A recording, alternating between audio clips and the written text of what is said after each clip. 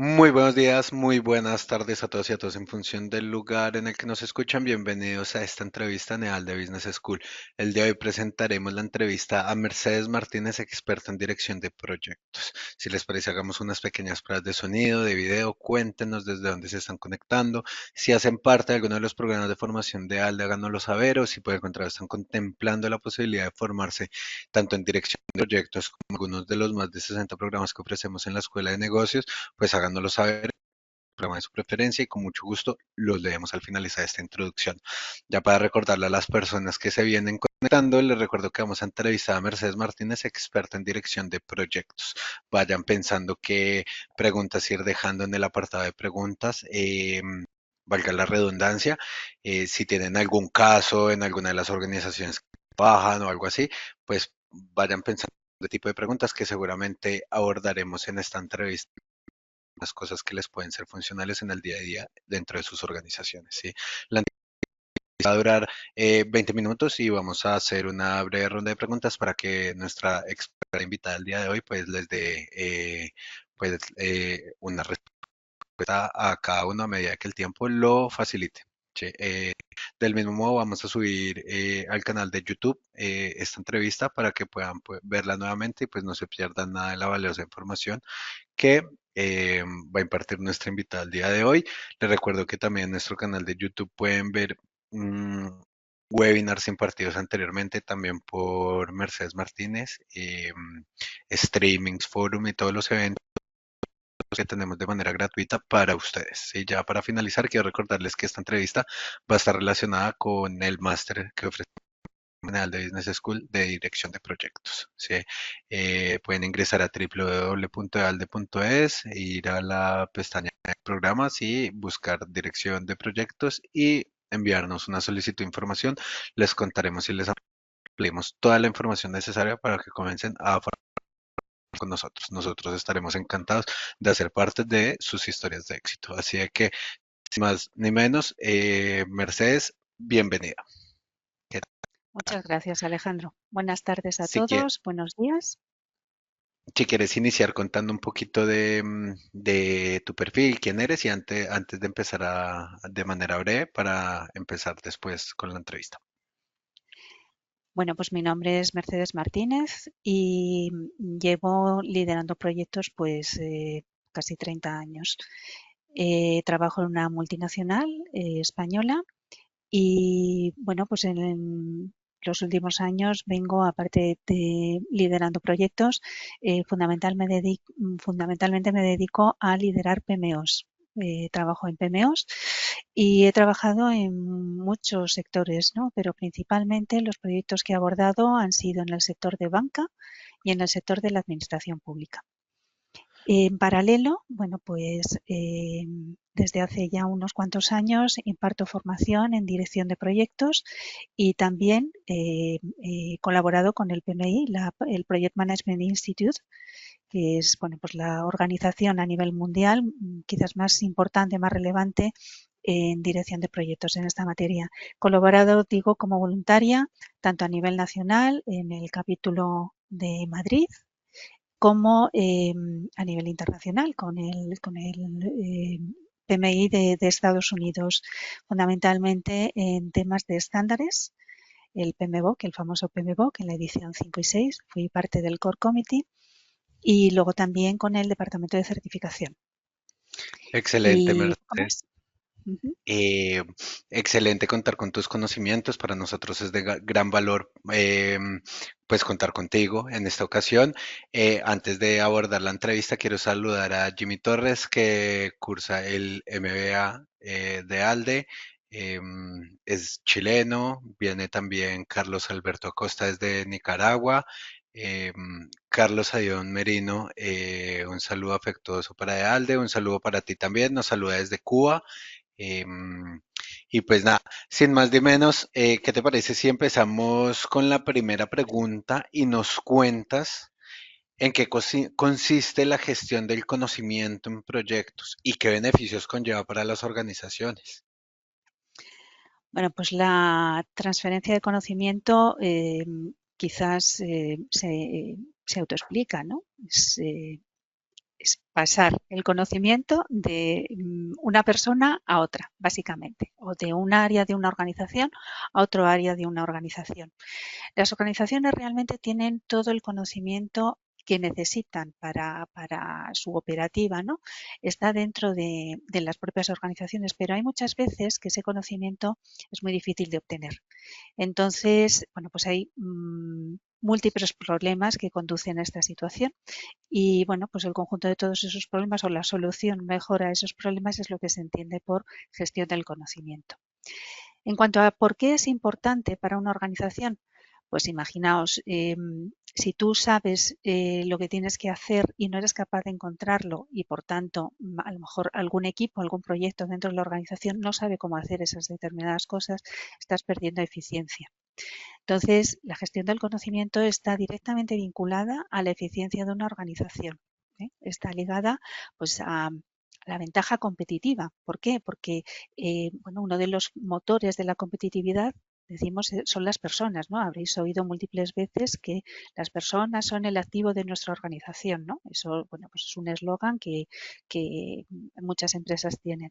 Pero las personas no son el principal activo por ser quienes son, ¿no? Por sí mismas, sino fundamentalmente desde el punto de vista de la organización por el conocimiento que tienen.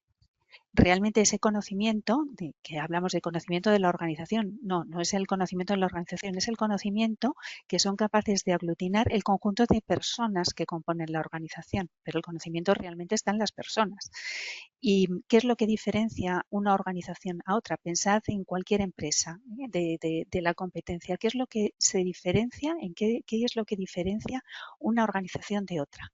¿Por qué una pues tiene más éxito en el mercado, es capaz de desarrollar soluciones más innovadoras, etcétera? Bueno, pues precisamente por el conocimiento de la gente que tiene. Entonces, bueno, pues por eso es Sí. importante el conocimiento en las organizaciones. O sea, tanto pues por la ventaja competitiva que eso representa en el mercado, como bueno, pues la ventaja competitiva también la podemos ver ligada a la innovación, ¿no? A la capacidad de innovar. Eso desde el punto de vista de la organización. Y luego, bueno, pues ya desde el punto de vista personal, evidentemente el conocimiento es el valor que tiene una persona. Entonces, bueno, pues cuanto más conocimiento se adquiere y además en un mundo cambiante en el que vivimos, ¿no? En el que, bueno, pues están surgiendo nuevas herramientas, nuevas tecnologías, nuevas cosas continuamente, ¿no? Sí. Entonces, bueno, pues la adquisición de ese conocimiento también es importante, ¿no? Desde el punto de vista personal, ya no solo para mejorar tu posición en la empresa, sino también, bueno, pues para adaptarte, ¿no? Esto de la gestión del cambio que tanto oímos, ¿no? Pues esa capacidad de aprender ese conocimiento es necesario también para adaptarnos al cambio, ¿no? Del entorno. Excelente. Mercedes, cuéntanos entonces cuáles son las diferencias claves entre, por un lado, el conocimiento explícito y el conocimiento tácito y por qué es importante distinguirlos en los proyectos. A ver, hay muchas clasificaciones de conocimiento, o sea, lo podemos clasificar, bueno, de muchas maneras, ¿no? Pero quizás la más conocida o la más extendida es precisamente conocimiento explícito y conocimiento tácito. ¿Qué es el conocimiento explícito? Se entiende por conocimiento explícito todo ese conocimiento que vamos a ser capaces de poner en forma de palabras, de gráficos, de esquemas, todo lo que podamos codificar de alguna forma. Eso es el conocimiento explícito. El conocimiento tácito es, por el contrario, lo que no podemos escribir, ¿no? Transcribir en palabras o en gráficos o no podemos codificar. Entonces, el conocimiento explícito es muy fácil de transmitir porque, bueno, pues yo escribo, por ejemplo, un manual, escribo un procedimiento, ¿vale? Y plasmo mi conocimiento en un proceso. Ponte por caso, ¿no? Lo escribo en un documento. Entonces, ese documento se lo paso a otra persona de la organización y entonces puede hacer un determinado proceso siguiendo ese flujo, ¿no? Este diagrama de flujo que a lo mejor yo he dibujado y lo hace exactamente igual que yo. Entonces, el conocimiento explícito sería muy fácil de transmitir. Ahora bien, el conocimiento tácito. El conocimiento tácito es fruto de la experiencia, es ese saber intuir, pues a lo mejor que un proyecto se va a desviar, intuir que va a haber un problema con un proveedor. Es fruto de la experiencia y muchas veces pues no sabes por qué, ¿no? Pero dices, es que yo creo que esta actividad, por ejemplo, va a llevar 20 días. Pero, ¿y por qué? Pues no lo sé, pero es que intuyo que van a llevar 20 días. Yo muchas veces para explicar el conocimiento tácito pongo el ejemplo de un ejemplo casero, ¿no? De la cocina. Cuando tú te pones a cocinar, por ejemplo, en mi caso con mi tía, ¿no? Una tía mía que me enseñó a hacer la bechamel. Entonces, decía, ¿pero cuánta harina ha hecho? Dice, ¿son 200 o...? Dice, no, lo que pida. Lo que pida, pues no, a mí no me dice nada. Es ponerte con ella a hacer la bechamel en este caso y entonces, bueno, pues empezar a remover y coger el punto exacto y, bueno, pues tiene que tener este espesor, tiene que borbotear de esta forma, etcétera, etcétera, ¿no? Entonces, no es posible codificarlo, es un lo que pida, es fruto de la experiencia, ¿no? Ese sería el conocimiento tácito. Ese conocimiento es muy difícil de transmitir. ¿Cuál es más importante para la organización? Evidentemente el conocimiento tácito. Ahí está. ¿Por qué? Porque no se puede copiar. Como no se puede copiar, pues eso es un activo de la Sí, organización. claro. Y ese activo está en las cabezas de las personas que integran la organización. Excelente, ya hasta me antojaste con esa receta, pero bueno, quiero preguntarte ahora, ya que estamos hablando del conocimiento, hablemos un poco de la transferencia del conocimiento en proyectos y cómo se pueden superar. A ver, a la hora de transferir el conocimiento es muy importante el contexto, la cultura de la organización. Una cultura tipo clan se llama a veces, ¿no? Una cultura que es abierta a los fallos, que no pasa nada porque falles, todo el mundo es un equipo. eh, en fin, en ese tipo de cultura es mucho más fácil compartir. Por el contrario, en una cultura, imaginaos, nos vamos al otro extremo, ¿no? Una cultura muy competitiva, ¿no? En el que, bueno, pues tu valor en la empresa depende de cuánto seas capaz de vender o cuántos clientes o cómo. Entonces, bueno, pues no se presta a compartir conocimiento, ¿eh? Porque, bueno, pues los demás no forman equipo realmente, o sea, aunque organizativamente sea un equipo, realmente no están trabajando todos a una. Entonces, en primer lugar, hay que tener en cuenta el contexto de la organización, ¿sí? El tipo de organización que será más facilitadora, ¿no? Esto de la gestión del conocimiento y de compartir conocimiento. Entonces, eso va a influir. Y luego, por otro lado, hay factores personales. Entonces, tenemos, por ejemplo, en una cultura esta de mercado, muchas veces que no está bien visto el compartir los errores, ¿no? Entonces, a nadie le gusta fallar.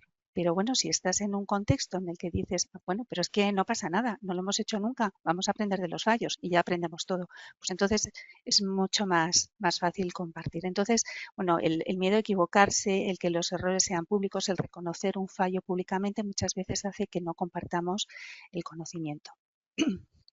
La falta de tiempo. La falta de tiempo es otro de los factores que se suelen eh, asociar, ¿no? A una gestión del conocimiento insuficiente. ¿Qué es lo que pasa cuando va a acabar un proyecto o cuando, porque, a ver, la gente va saliendo del proyecto a lo largo del proyecto. Entonces, ¿qué pasa cuando alguien va a ser desasignado de un proyecto? Pues que está mucho más preocupado de su próxima asignación que de transmitir a los que se quedan todo lo que ha aprendido en el proyecto. Entonces, bueno, pues muchas veces no hay tiempo, ¿no? Se produce de esto, no está organizada esa salida, no se tiene en cuenta. Entonces, ¿qué pasa? Pues que el conocimiento se va con esa persona. Entonces, en el proyecto pues se pueden repetir cosas que a lo mejor esa persona pues ya sabía. Si hubiera estado, lo habrían hecho de una manera mucho más eficiente. Claro. Más factores. Bueno, la gestión del conocimiento tiene un componente, ya digo, que está muy vinculado a las personas y tiene un componente de motivación muy alto. Daos cuenta de que la gente no comparte porque sí, pero si está motivado, si se encuentra bien, etcétera, es mucho más fácil que comparta. La gente, las personas, decidimos con quién compartimos el conocimiento, porque a lo mejor, bueno, pues eh, no te fías, ¿no? Porque realmente si el valor de ese conocimiento para la empresa, bueno, pues lo tienes tú, el compartirlo es ceder como parte de ese valor a la empresa. Entonces, bueno, pues las personas eso lo miden mucho a la hora de compartir el conocimiento y en última instancia son ellos, son las personas quienes vamos a decidir qué compartimos y con quién y hasta qué nivel.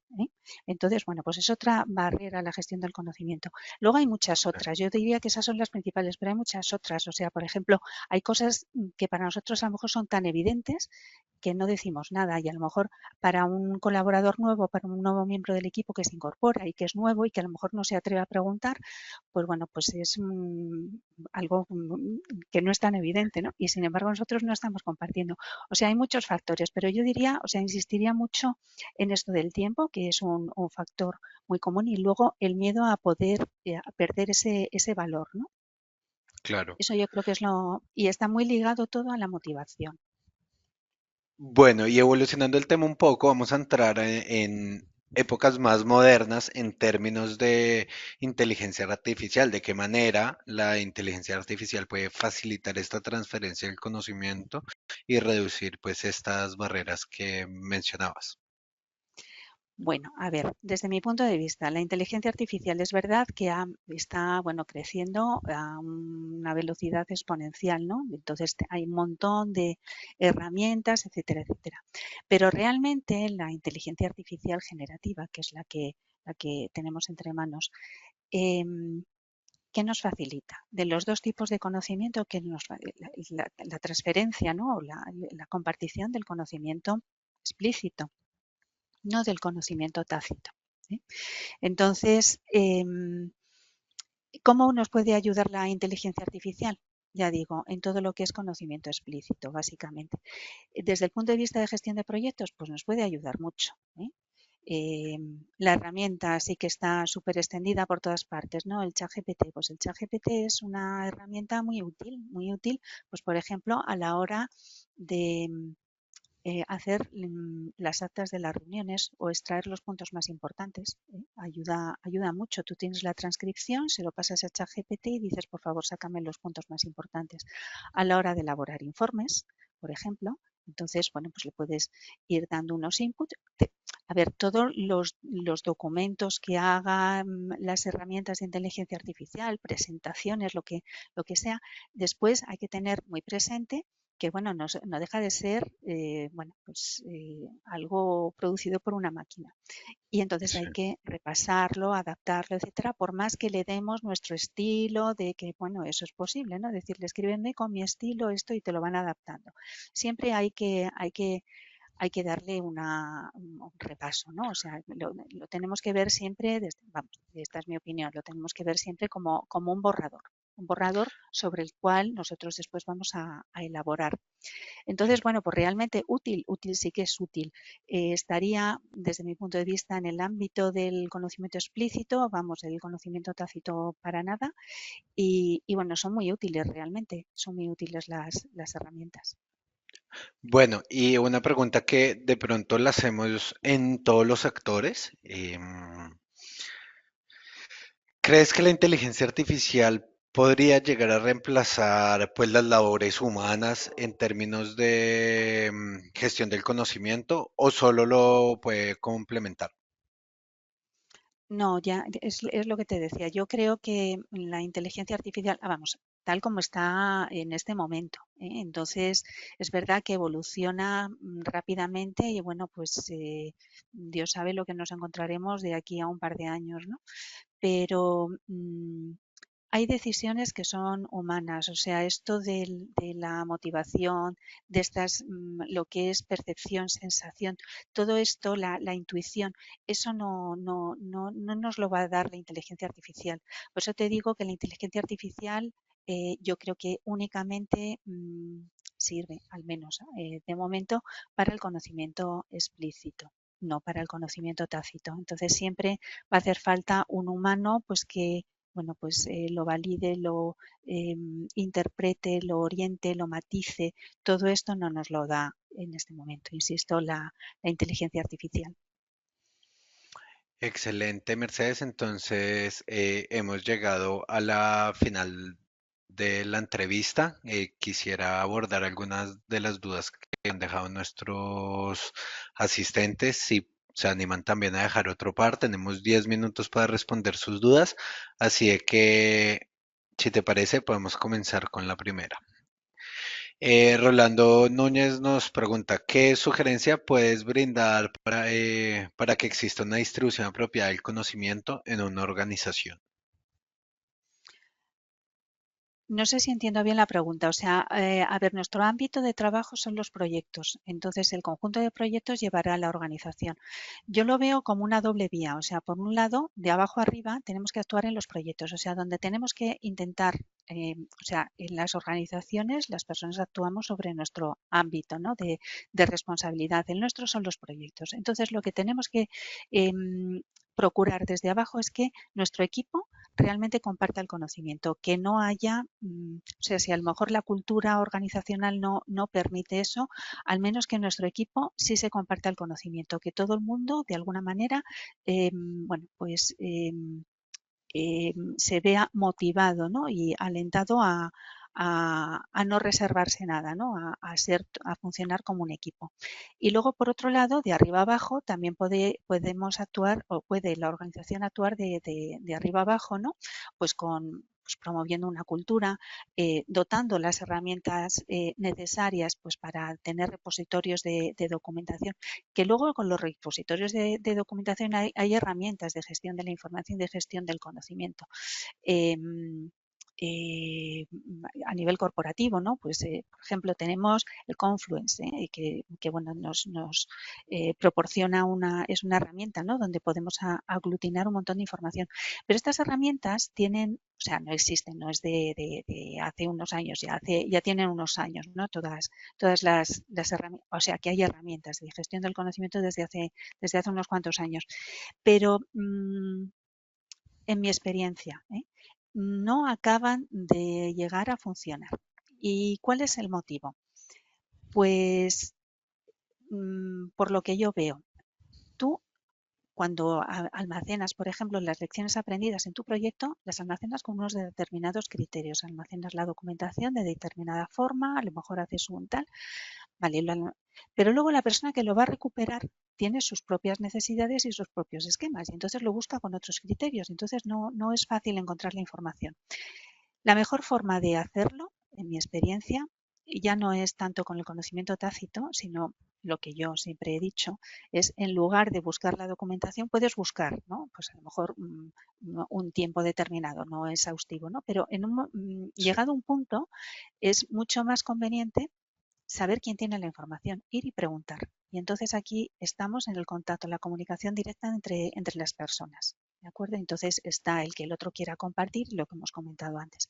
Entonces, por resumir, yo veo dos vías, de abajo arriba, o sea, desde nuestro ámbito de actuación, que es el proyecto, motivarlo o promoverlo ahí, la gestión del conocimiento, y luego de arriba abajo de promover una cultura de compartición y las herramientas correspondientes.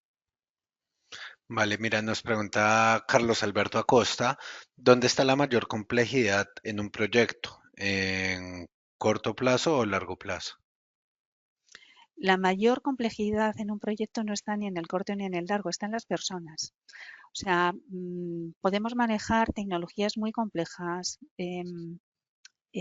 cronogramas infernales, presupuestos superajustados, riesgos increíbles, pero si no cuentas con un equipo que sea capaz de hacer frente a todas esas dificultades, un equipo motivado, que se lleve bien, que trabaje de manera coordinada, que trabajen como un equipo, entonces no vas a conseguir nada.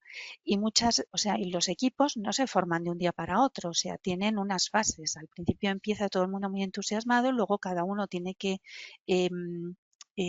tener su hueco, ¿no? Y su reconocimiento, su área de tal, y luego, bueno, eso tiene que estar integrado con los demás y que los demás lo reconozcan. Entonces, un equipo tarda en rodar, surgen conflictos y surgen cosas. Entonces, es lo más importante. Con un equipo motivado puedes ir donde quieras, a corto y a largo plazo. Con un equipo que está dividido y que no funciona bien, bueno, pues Sí, tal eh, cual. no te aseguraría yo el éxito. Bueno, nos pregunta Jimmy Torres, ¿cuál es la diferencia principal en lograr el éxito entre proyectos de servicios y proyectos palpables o físicos como edificios, plantas de producción, por ejemplo? ¿Cuál es la diferencia? Perdona, no te he oído la primera ¿Cuál parte. es la diferencia principal en lograr el éxito entre proyectos de servicios y proyectos físicos como edificios, plantas de producción, por Sí, ejemplo? pues mira, siempre que produzcas algo tangible es más cuantificable. Entonces, ya desde la toma de requisitos, bueno, pues si estás pensando en un edificio, es algo cuantificable. O sea, pues las paredes van no sé cómo, tal ladrillo, tal estructura, tal diseño, tales planos. Y luego a la hora de la aceptación, pues exactamente lo mismo. Estos eran los requisitos que planteé. O sea, hay poca holgura, por así decir. Los planes son los que son y para que el cemento seque pues necesitamos tanto tiempo. Es todo mucho más cuantificable, es más racional si quieres. ¿Qué pasa con los proyectos de servicios? Pues nuevamente, que entra el factor humano. Y entonces, como por ejemplo, al hacer una página web, pongo por caso, ¿no?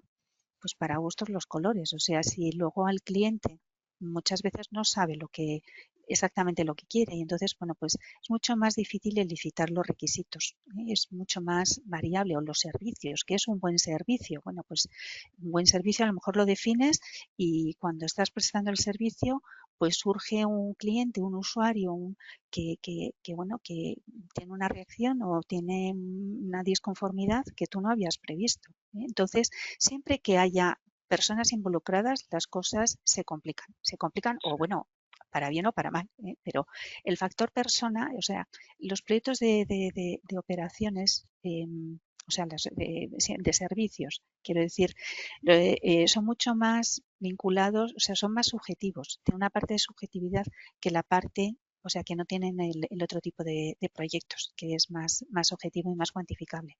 Entonces, bueno, pues esa es la dificultad. Siempre, ya digo, siempre que intervienen personas, bueno, pues las cosas se complican. Y precisamente porque no sabes exactamente lo que tienen las personas en la cabeza y bueno, pues todo el factor humano pues es difícil es apasionante, pero es difícil de gestionar, no siempre es un camino de rosas. Bueno, mira, ya para finalizar, José Santolaya nos pregunta, dice, quería preguntarle sobre la actualización de conocimientos constantes que deberíamos tener como profesionales. ¿Qué recomiendas en términos de temas de cursos, diplomados, futuros, gestión de proyectos, etcétera? A ver, de aquí de forma totalmente parcial, yo te diría que la dirección de proyectos. ¿Por qué? Pues mira, os he citado antes el Project Management Institute, que es, bueno, pues a nivel mundial es la organización quizás más reconocida a nivel de dirección de proyectos. Entonces, esta organización hace estudios, bueno, pues todos los años saca un par de estudios y me parece que fue en 2022, sacó un estudio sobre la dirección de proyectos. Entonces preveían que para 2030 iban a ser necesarios a nivel mundial y en todos los sectores, o sea, una cifra redonda, como 25 millones de directores de proyecto a nivel mundial, en todos los sectores. Entonces, bueno, ¿esto por qué? Bueno, pues porque hay muchos que pues ya se van jubilando, luego pues surgen nuevas áreas, surgen nuevos proyectos, después del COVID, bueno, pues con todas las transformaciones que había que hacer, la propia transformación digital. O sea, hay muchos proyectos que están surgiendo nuevos, ya no es solo mantener los que estaban bueno, y seguir. Entonces, bueno, pues es una profesión muy demandada.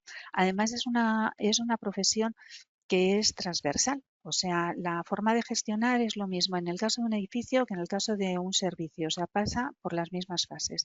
Entonces, si tuviera que aconsejarte elegir un máster o estudios de posgrado, yo te recomendaría la dirección de proyectos. Luego ya vas completando con lo que tú quieras, ya se va especializando, ya buscas tu área, pero la dirección de proyectos, bueno, pues es transversal, es aplicable, no está introducida en todos los sectores, y bueno, pues tiene un potencial muy grande. y luego ya es especializarte. Claro, luego ya puedes o dirigir proyectos de construcción o dirigir proyectos de lo que sea, de TI, ¿no? Bueno, ahí esos son los sectores donde quizás está más introducido, pero bueno, hay muchos sectores donde todavía, bueno, pues la dirección de proyectos no está totalmente implantada y eso es Sí.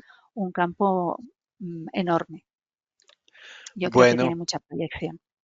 bueno, les agradecemos a todos y a todas por haber asistido. A Mercedes Martínez, profesora del máster en Dirección de Proyectos de ALDE Business School. Como pueden ver, es un programa creado por expertos del talante de Mercedes. Estamos muy contentos pues con su labor, con el aporte intelectual que le brinda nuestra maestría. Entonces, pues nada, los invito a que revisen el programa y ingresen a www.ealde.es, infórmense. No hay ningún tipo de compromiso ahí. Vean si el programa les parece bueno, soliciten información y con gusto los atendemos. Mercedes, muchas gracias por tus aportes en esta entrevista. Nos vemos en la próxima. Gracias a ti, Alejandro, y nada, buenos días a todos o buenas tardes. Hasta la próxima.